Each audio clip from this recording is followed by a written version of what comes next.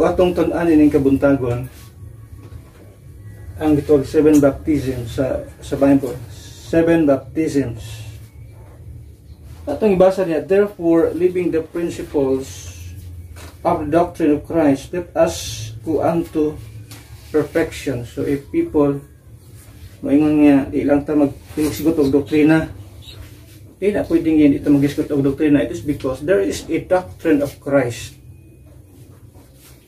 Now, if your doctrine is not compatible, is not kining gitawag og wa maka-align sa gitawag doctrine of Christ, so that is a false doctrine. We should align our doctrine sa gitawag doctrine of Christ. Sa unsang paagi, follow unsang gisulti sa Bible. So follow what the Bible says. Our doctrine is not man-made doctrine. Our doctrine is from the Bible, no? From the book of God, the Bible. Iyon sa diha, let us go unto perfection, not leaving again the foundation of repentance from dead works. So, napagsulti diha, repentance from dead works. So, ano yung diha nga repentance from evil works?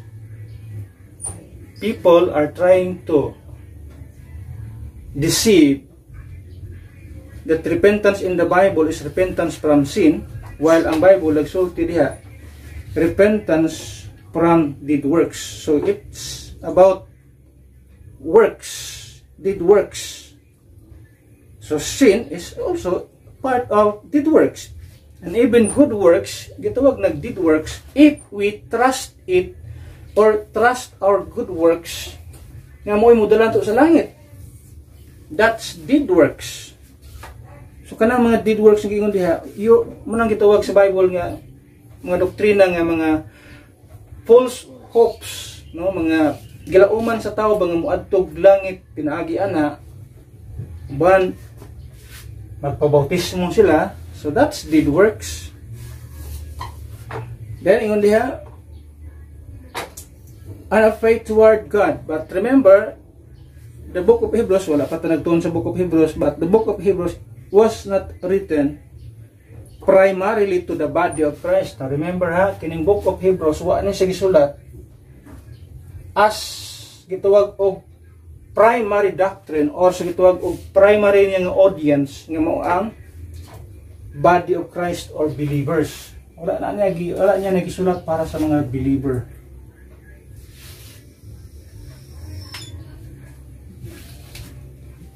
Sa title palang daan, Hebrews, dili na ginakita. No? In other words, this epistle, although it is part or this is one of gitawag Pauline epistle, that is what I believe, even though gisulti din ha sa maong book who wrote this epistle, but the content and the way of kining gitawag og writing it, inabugado ang pagka plastada sa iyang maong epistle. So wala inya abogados Biblia maayos balaod, and that is our Apostle Paul. So yun siya of the doctrine of baptisms. This kitawag og epistle or letter was written to the Jewish people. Suwat ni siya sa kitawag og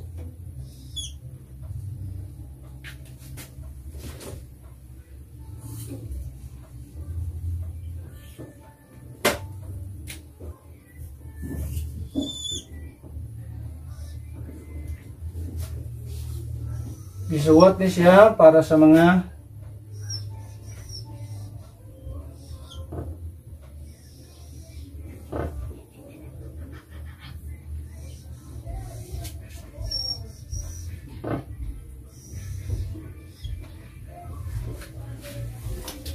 it was written to the Jewish people, not to the body of Christ or the church. But there are some doctrinal statements na pwede na ito nga makuha diya, especially the type of the tabernacle about the blood of Christ. So na ato makita din sa Book of Hebrews, he laid up the foundation about sa gitawag death of Christ and His blood. Then he goes on and so on sa iya nga gitawag og epistle para sa mga Jewish people, especially during sa gitawag og tribulation period. That is why 4 times sa Book of Hebrews gisulti niya dinhi, you can lose your salvation, and at the moment you lose it, it's hard to take it back again. It is impossible, maayong si Pablo, it is impossible to take it back again. No? If you can lose it, if you can lose your salvation during this time, dili na imposible nga maluwas pa kagbalik. Maayong sa Book of Hebrews, that's itong gibasa, chapter 6. Of the doctrine of baptisms and of laying of hands, yun siya. He's talking about doctrine of baptisms and laying of hands, of hands and of resurrection of the dead and of eternal judgment, yun siya. And this will we do. Yun siya. Amo ni siyang pagabuhaton o amo ni siyang himuon. This will we do, among padayonon, if God permit. Kung imong tanawon, gisulat niya ang Book of Hebrews. This is the first epistle of Paul. Sa dihang nagminister siya sa mga Jewish people. Pero iyon siya, if di man gyud mo masave this time period, you have chance in this time period. Pero iyon siya, during the Peter lisod ang kaluwasan, manaingon niya, you can, if you are saved in this time period, pwede pa nimo nang malus ang imong salvation. Manaingon siya dahil dari sa verse number 4, for it is impossible, yeah, for it is impossible for those who were once enlightened, it is impossible for those who were enlightened. Enlightened of what? Enlightened of the truth. Faith in Jesus. Muna sa Bible, sa ato ang lesson, that during this time is all about faith and works. So it is impossible for those who were once enlightened and have tasted of the heavenly gift. And were made partakers of the Holy Ghost. So they were partakers of the Holy Ghost. They received the Holy Spirit. And just like this Old Testament passage, they received the Holy Spirit. Then the time nga makakommit sila sin, the Holy Spirit mubiya. So mo po na ang mahitabo din The Holy Spirit will come, musulod siya, pwede po siya nga mo mugawas. Muna ang mahitabo din just like sa itong Old Testament times under the law. Iyon sa diha, have tasted or partakers of the Holy Ghost and have tasted the good word of God and to the powers of world to come. Akong basahon na sa verse number 6. If they shall fall away, to renew them again unto repentance, saying, they crucified to themselves the Son of God afresh and put Him to an open shame. So, ang pasabot ni Paul diya, once you were enlightened, once you partake the Holy Ghost, once you were saved, and then you lose it, iyon siya, it is impossible for you to be saved. Once again, imposible nga ang tao maluwas pag-usab, pag dinhing dapita mawala niya ang kaluwasan. In what way nga mawala ang kaluwasan dinhi? The moment he received the mark of the beast. The moment nga iyang dawaton, bisan pag mayon siya gustuhanon ko, ang tuo ko sa Ginoo, na ako'y Holy Spirit, but the moment nga iyang dawaton ang mark of the beast, he will lose his salvation. And it is impossible nga masave siya pagbalik. Imposible, yung si Pablo, imposible na. Manatari, this book of Hebrews was written to the Jewish people in the future. Kining book of Hebrews mo ni gamiton sa mga Hudiyo na maghatag og warning nila during this time period. Mo ni ang book of Hebrews. They will remember this. Although some of the many of the Jewish people didn't even accepted sa gitawag og New Testament books. They only keep the Old Testament books. So wala sila aning New Testament. Pero yung sa Biblia, this is the proof, this is the warning, maybe future warning sa ilaha.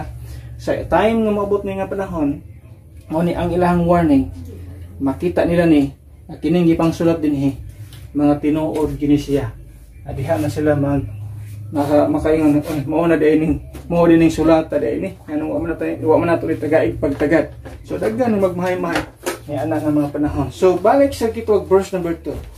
Di na to na isgutan ng uban daghan po ng uban, but let us focus on verse number 2 of the doctrine of baptisms. So he is talking about doctrine of baptisms. So there are 7 baptisms nga ato makita sa Biblia. Pero kung imo tan-awon, murag dunay contradiction, no?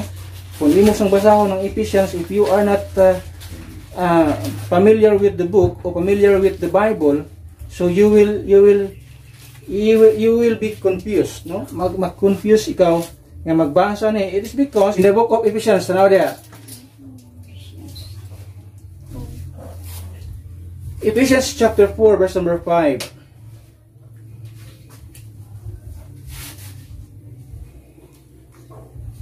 Okay, kung dili ka familiar sa Bible, you will read this passage and in Hebrews chapter 6 verse 2. You will be confused because iyon sa Bible, one Lord, one faith, one baptism. So, how come nga magtuon tag 7 baptisms? Yeah, ingon ang Bible. There's one baptism. One baptism ingon sa Bible. So, it's confusing. That is why ingon pa si Peter Ruckman, Dr. Peter Ruckman, ingon siya na this book is a book of deception. If you will not know how to study this book, you will be deceived. You know na. That's why ingon si Pablo, rightly dividing the word of truth so that you will not be deceived. Kaya daghang mga tao ron gamit-gamit ani, sabi nila mo guide into all truth. Kung dili ka wa kay Espiritus Ginoo, and then you will not follow the teaching of Paul, you have to rightly divide the word of truth. Mag-confuse ka daghang ang mga tao nga ma-deceive, magpabilin nga deceive. Ano man? Tricky ni. Kung wa ka kay balo na ini. Ano, doon ay usa ka post dito sa gitawag og akong pauban usab nga pastor. Nasa post niya. The most evil doctrine nowadays is to be scriptural and not dispensational. So, muna pinakalisod. Yes, biblical, scriptural, kaya ito na agos Biblia. Pero itong kung mga kuhan nga, kauban nga, debate sila about sa tithes. Mungutanag, tithes is biblical? Hindi man tamingon ganyan na biblical. But, question, have you studied it dispensationally? Because even though it's biblical, if that is not dispensational, you will still go wrong. So, importante kayo din muna itong gito na itong niaging Sunday, case to understand the Bible. Study the Bible dispensationally. So, it is necessary to study the Word of God through dispensation of times. Kung dili ta dispensational,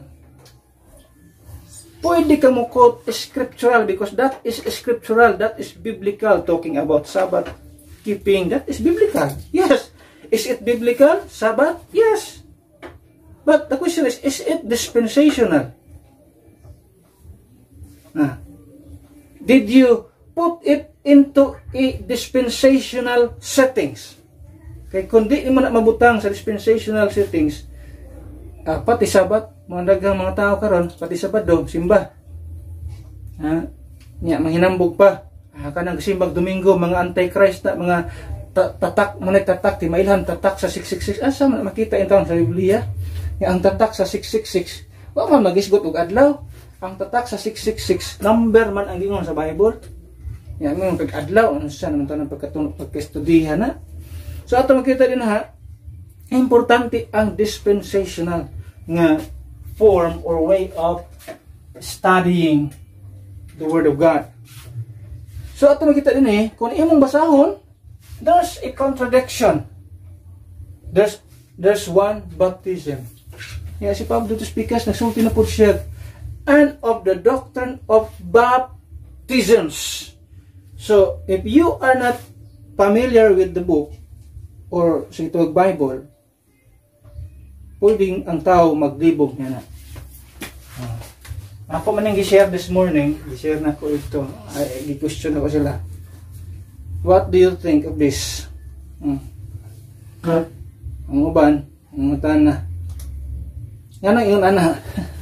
Yan ang one baptism, when you have to speak as baptisms, meaning more than one. More than one. So that is why, sa Bible, sa tibuok na Bible, 7 baptisms ang atong makita.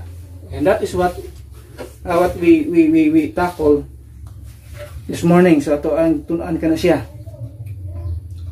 Kining 1 baptism, ato lang sa ibutang diha, ato lang sa nang ihiklin, ato lang nang mahapitan on niya, kung sa nang gingon diyang 1 baptism, so that we will understand kung sa nang 1 baptism, sa asa na siya mahitabo. Importante ang pagtuon niya na dispensationally so that we can put it in a right perspective or in a right place. Asa man na siya napita. So ato nang tunan niya.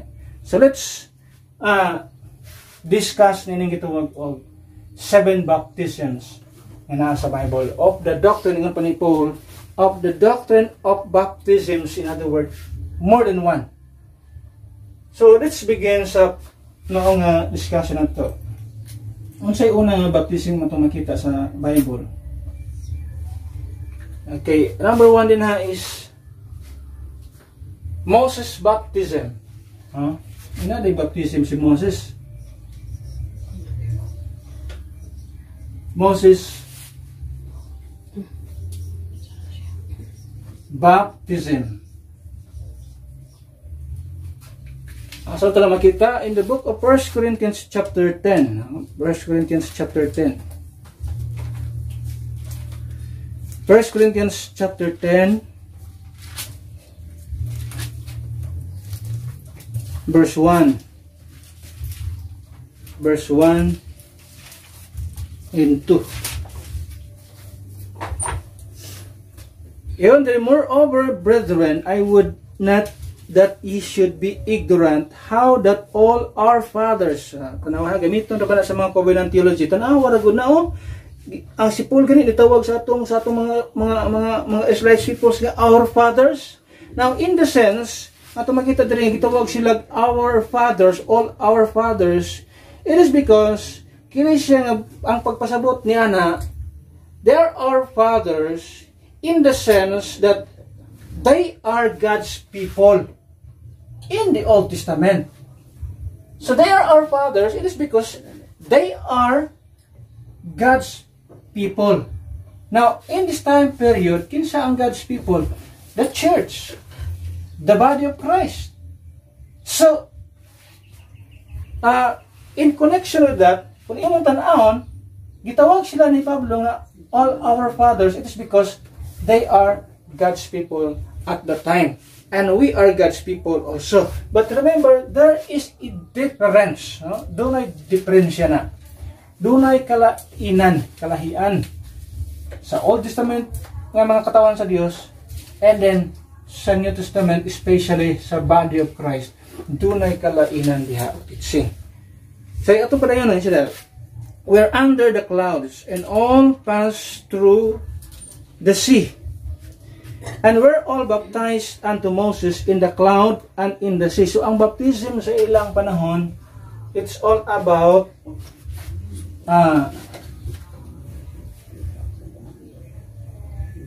cloud and sea. So kano sa ang unang baptism na hitabo?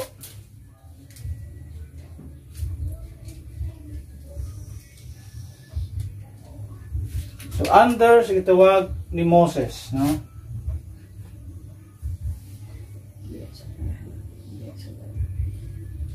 Muna ang first baptism.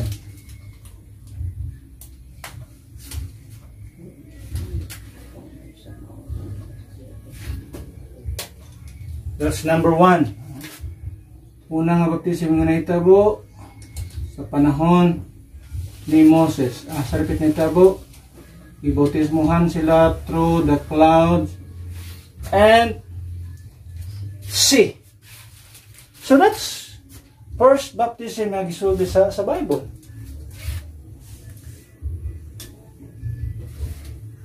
Now, para kang kinsa ang maong baptism? Not all people, di tanan nga tao ibautismuhan niya na. It is a baptism sa gitawag og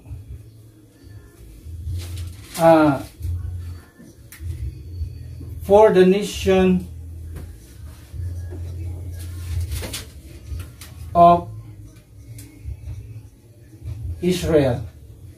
So it is a national, it is a baptism sa usa ka nasod, no, usa ka nation nga gikuha sa Ginoo gikan sa Egypt. It's not a baptism for all the people around the world. It is exclusively, or it was exclusively done for the Jewish people. Wala ma-include ang gitawag og mga other countries, other nations na isulti din sa Bible. It is a baptism of or for the Jewish people. So muna yung una nga baptism nga atong makita sa Bible. Clouds and sea. Nga itong mabasa niya sa verse number 2. And we're all baptized unto Moses in the cloud and in the sea. So, muna ang gitawag o first nga baptism nga itong makita. So, dinhi nahitabo sa time ni Moses. No?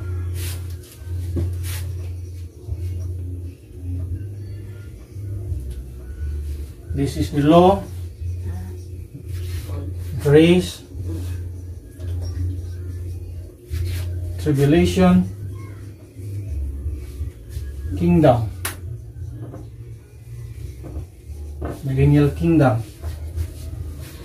rapture, Armageddon.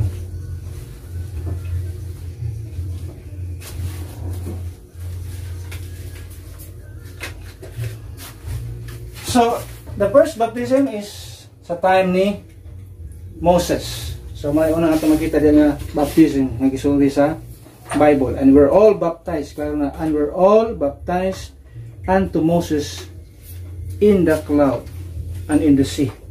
And number 2 is John's baptism. Number 2. Nasa na itabo? Dinhi.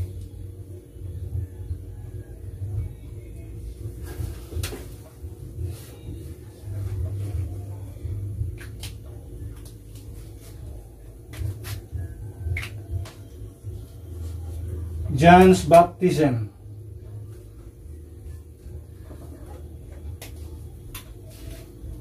It's all about water. Water niya, a baptism.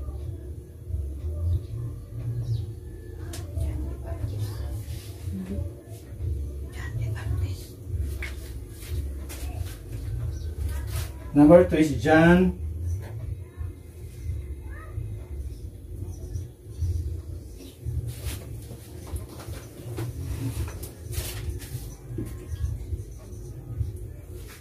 John's baptism. Para kang kinsa gyapon.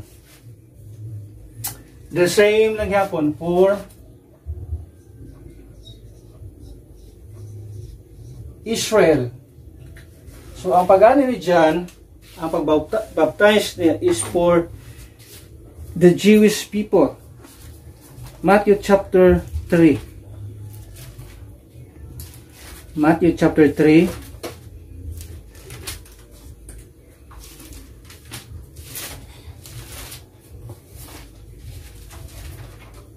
Verse number 11. Yan siya, I indeed baptize you with water. So, klaro ka na siya. I indeed baptize you with water. Still water baptism.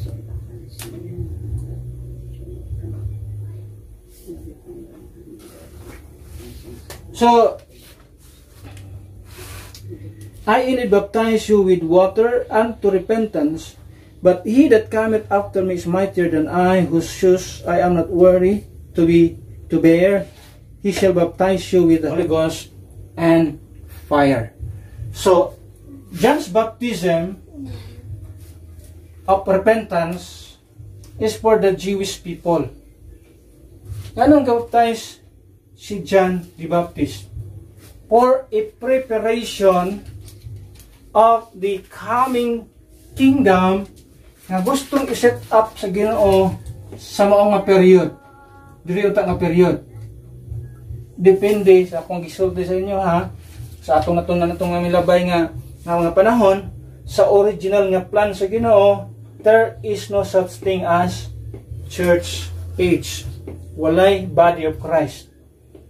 Kung ang mga Jewish people, ang mga Israelites people, ilahang gidawat ang message ni John the Baptist nga there is a Messiah nga muanhi, iyon siya, nga mo set up sa iyang kingdom as promised before.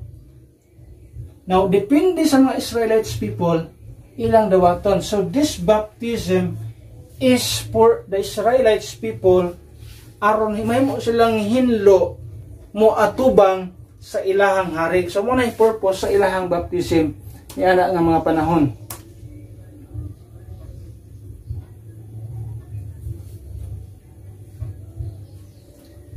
Just like sa mga Israelites people, they were baptized because they're going to worship God. They're going to worship in the mountains, sumala sa gisaad sa Ginoo sa ilang kinabuhi. So they have to get baptized so that limpyo sila. The same sa gitawag John's baptism para sa mga Israelites people, kay musugat sila sa ilang hari. Muna ang ilang kustomre. Basta musugat sila og mga tao nga mga noblemen, they have to wash sa ilang kaugalingon physically. Then they call it baptism. Ngayon sa baptism ni John, baptism unto repentance. I indeed baptize you with water unto repentance, but he, with water unto repentance. So, ang form of baptism ni John is magbaptize siya while ang iyang ibautismuhan mo confess sa iyang sin. Musugid siya iyang sala, then bautismuhan siya. Muna ingon rin sa iyang bautismo, sa baptism ni John. In verse number 16 na diya, and were baptized of him in Jordan, confessing their sins. So they have to confess their sins. The moment gimanto sila itong ni John, di-baptize, mag-baptize sila, musulti sila sa iyang sala. O ako nakapatay ko, o ako nakakawat ko, ako nakapanapaw ko, ako musulti sila. Bautismuhan sila ni John. So yung ana ang ilang, yung ana ba yung bautismo karon dili man. So lahi ang mood sa gitawag og, although ang iyang mood is still immersion, pero ang iyang substance, ang iyang content lahi. Sa ilaha sa demo pagpapatayos ka ni John, mo yung i-confess yung mong sins. I-confess niya mo. So muna ilang content. Ang mga tao nga di pa gusto mo kuhan sa ilang mga sala, adi gyud mo matulito ni John. Una-una mabalaan sila. So maayon diha,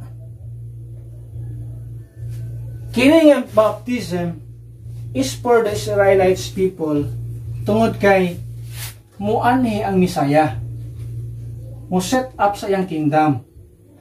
They need to get baptized.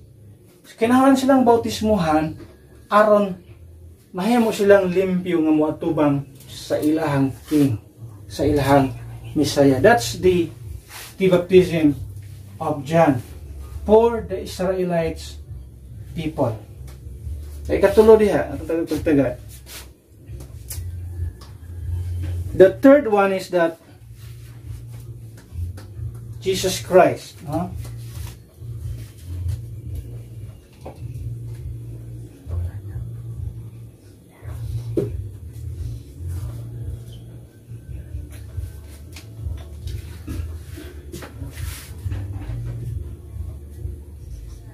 Number 3, Jesus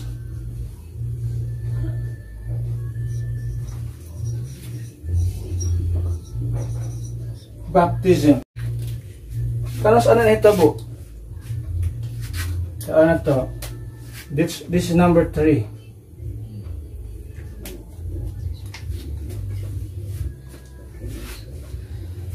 So verse number, in the book of Matthew chapter 20, 22 to 23. Matthew chapter 20. Matthew chapter 20 verse 22 and 23.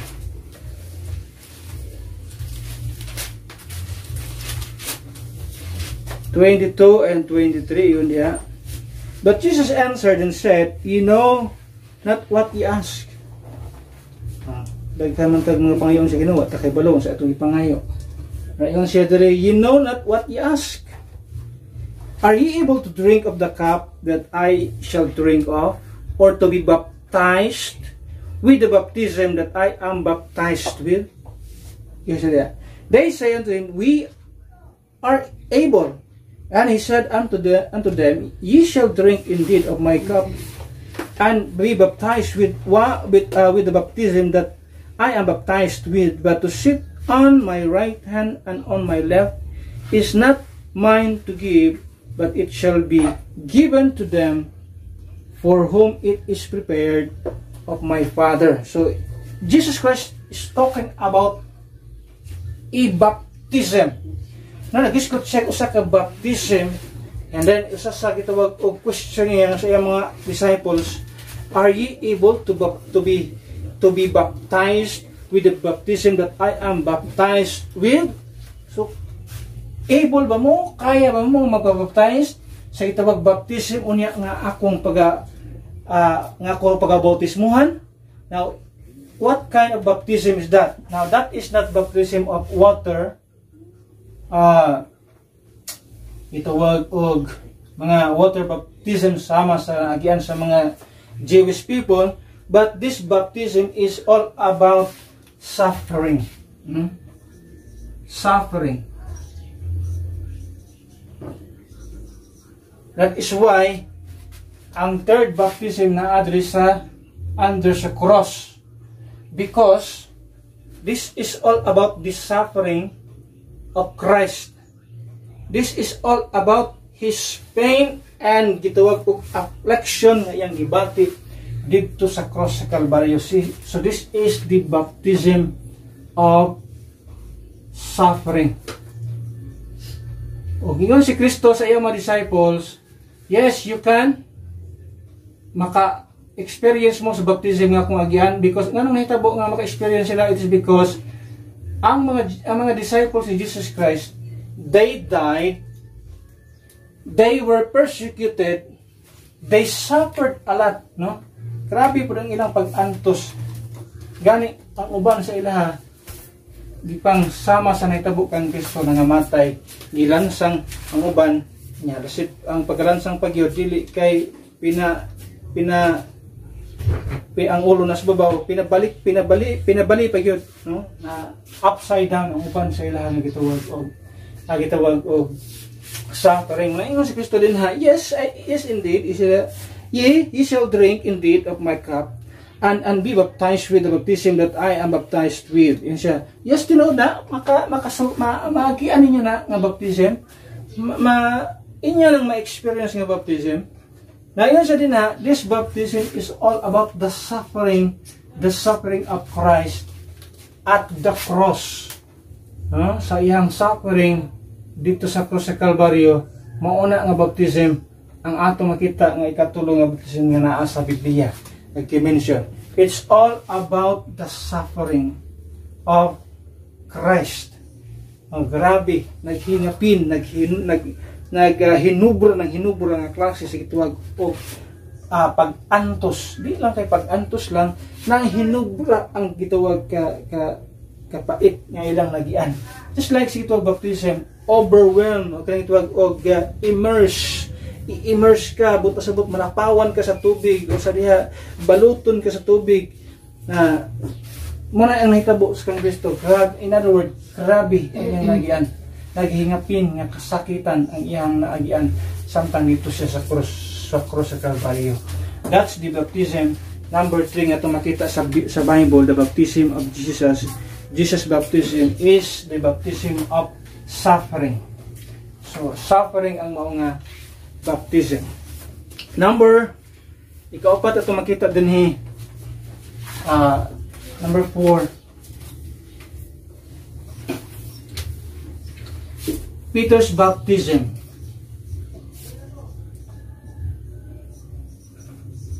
Sarihang si Pedro nagwali about sa baptism. Now, remember, ang plano din is all about the Jewish people. Until na siya sa time ni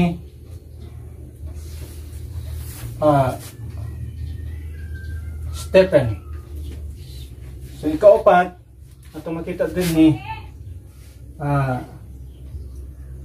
Jesus.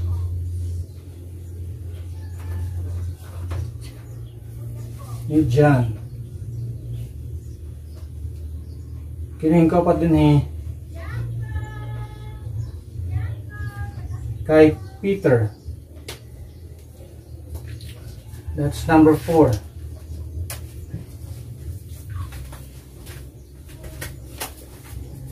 Again, this is water's baptism.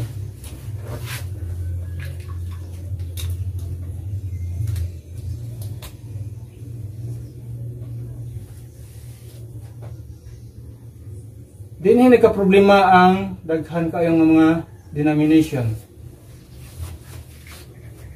Asan makita in the book of Acts chapter 2. Acts chapter 2.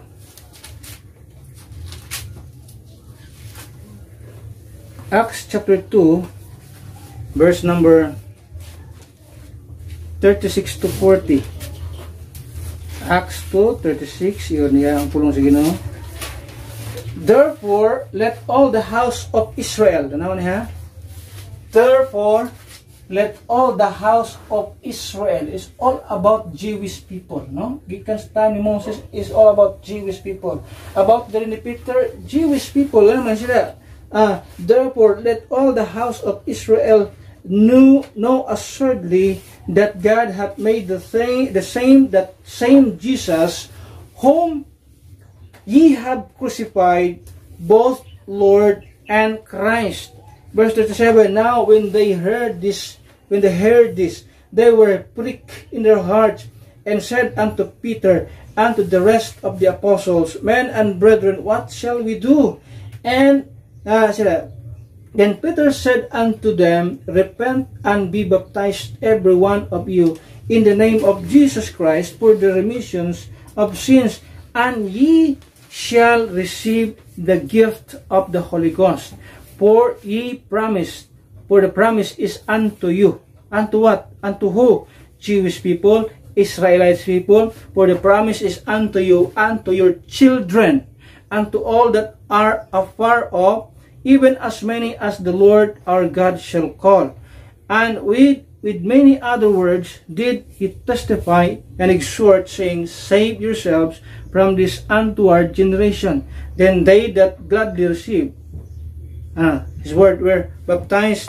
The same day they were added unto them about 3,000 souls. Ato makita din ha, this is all about Jewish people. Naunsa ang mao nga content sa iyang gituwag baptism din eh.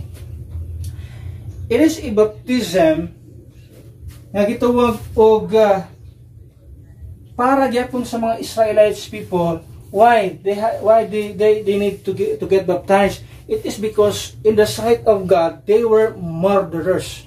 They were killers. Mga mamamatay tao ang mga Israelites people. Nga naman, mismo ang ilang Misaya, ilang ipatay. So, ingon si Pedro, kamo nga mga Israelites people, inseriha, dapat iyong mahibaluan nga katong inyong gi-crucify, katong inyong gilansang sa cross, it is the Christ. It is Christ. It is the Lord. So you have to get baptized for the remission of sins. Iyon siya din Pablo. Now, ang hitabo din ay karon, gi-apply kini nga baptism, Peter's baptism, sa body of Christ, church age.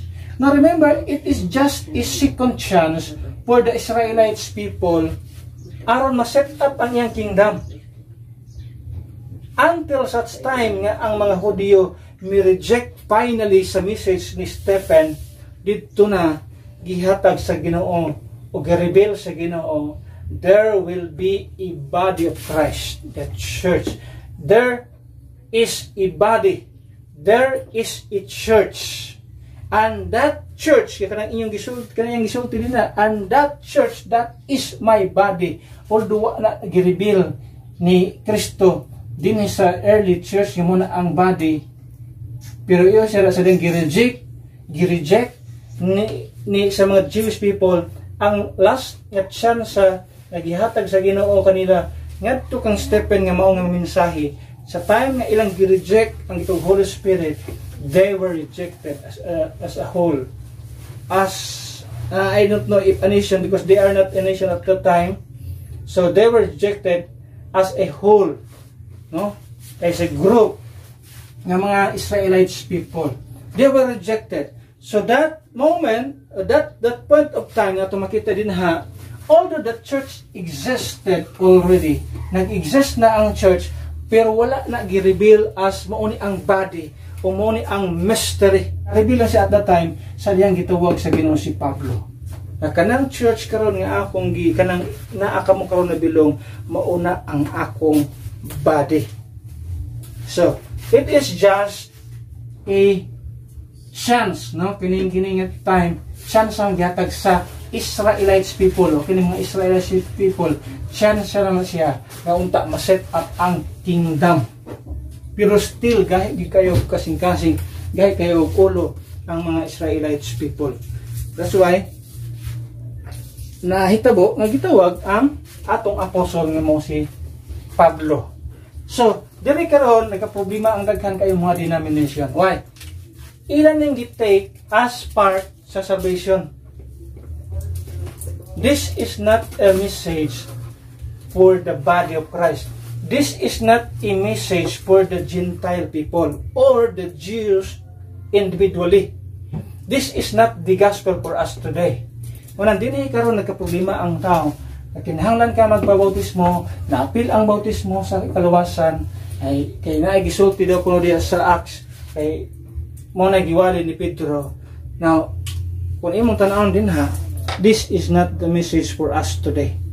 This is a message for the Jewish people. Kung imong tan-awon ang context. Verse 22, sulti diya verse 22, Acts chapter 2. Yemen of Israel. Mo gyapon, Yemen of Israel. Verse 36, ato na kita, therefore all the house of Israel. So he is talking, Peter's talking about the house of Israel. He is not talking about the Gentile people. He is talking about the Jews, the Israelites.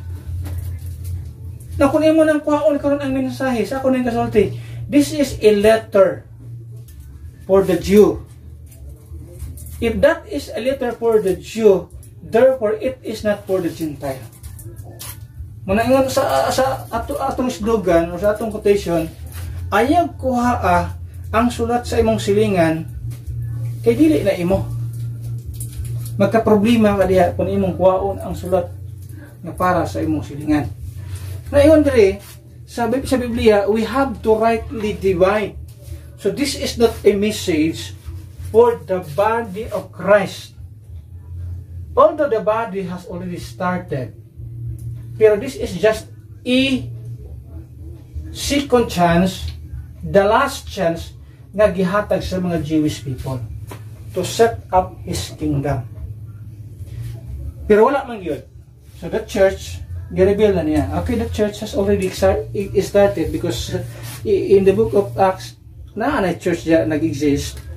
In verse 47, ingon diya, praising and having favor with all the people, and the Lord added to the church, there is a church already existed, daily such as should be saved. But it was not yet revealed as a mystery or as a body or a bride of Christ. But the church has already existed. Ano naman, the church started at Calvary, at the cross.